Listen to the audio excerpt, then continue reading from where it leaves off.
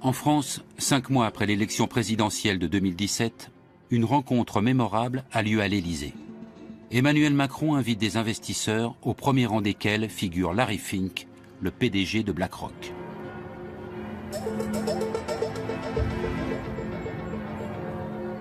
Le président français souhaite attirer les grands gestionnaires de fonds du monde dans l'Hexagone.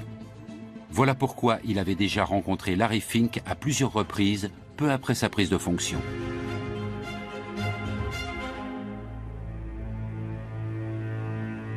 Aujourd'hui comme alors, les entretiens ont lieu à huis clos. Macron ne veut aucune caméra.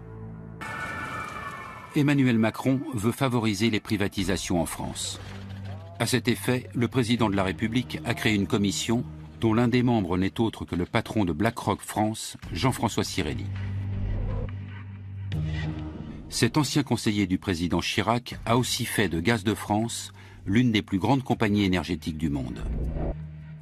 Et tout comme Friedrich Merz en Allemagne, il ne cesse de réclamer un recours accru aux fonds spéculatifs pour l'assurance vieillesse.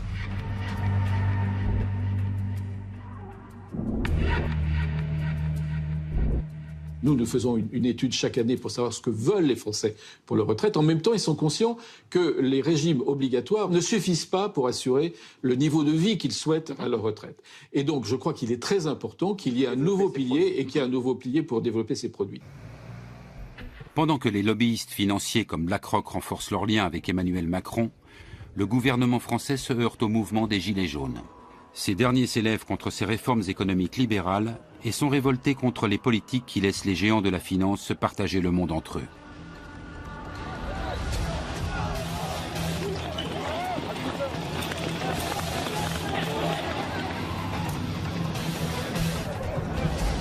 Du tout, donc ce sont des gens qui sont en protestation par rapport au système.